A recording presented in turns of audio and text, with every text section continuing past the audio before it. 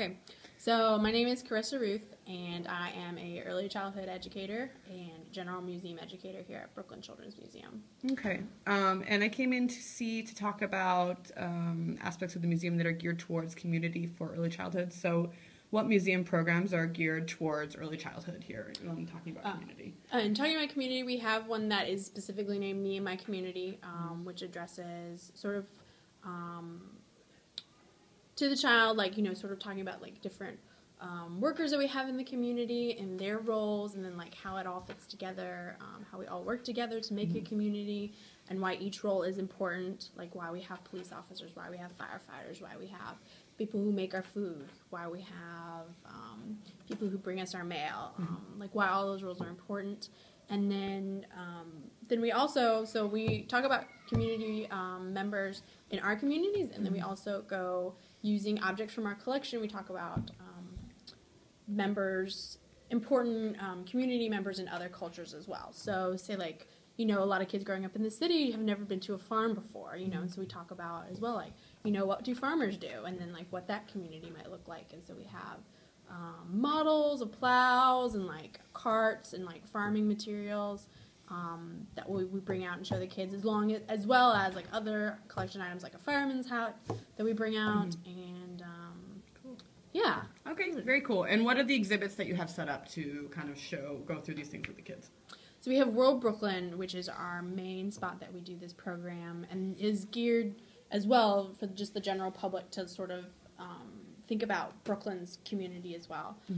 So each of the stores is actually based on a real store that's here in Brooklyn, all over the borough of Brooklyn. So we have a Chinese stationery store, a Mexican bakery, a supermarket, a African market, like clothing store, and a Caribbean travel agency, and then a pizzeria. Okay. And so we actually do the program usually in that space. That way the kids are surrounded sort of by these stores, sort of like getting the feeling of actually being in a community.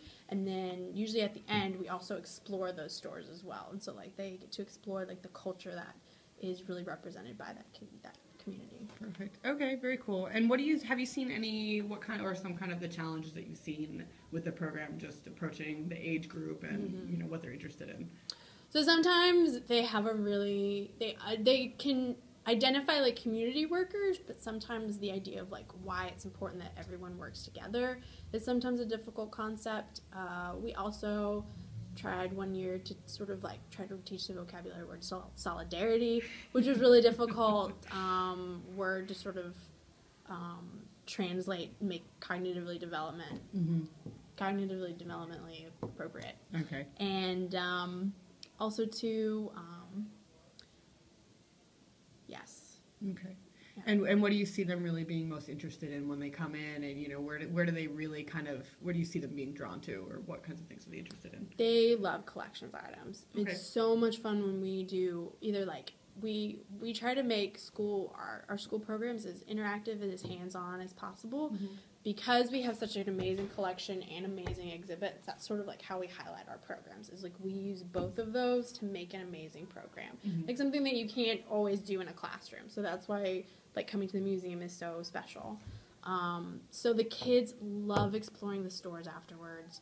We'll also bring out another part of this school program is we also talk about animals in our community and why animals are an important part, and like what we can do to care for them.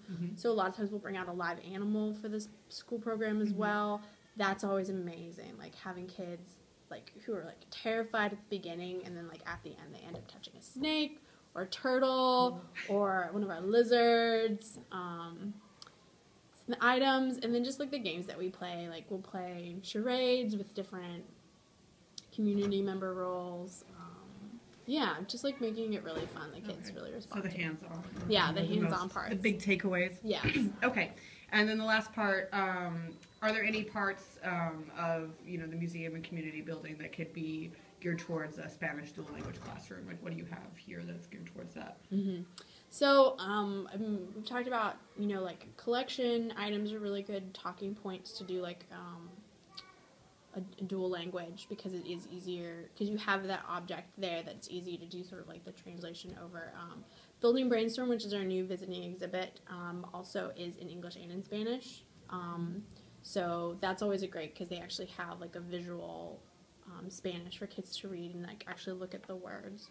There's like in a lot of our school programs we carry around signs that have English, but if we knew, we also try to push for teachers who have special concerns or special requests for school programs, like we could always, you know, like make Spanish signs as well and try to do that. Okay. Yeah. Great. Fantastic. Okay. That's all. Thank you very much.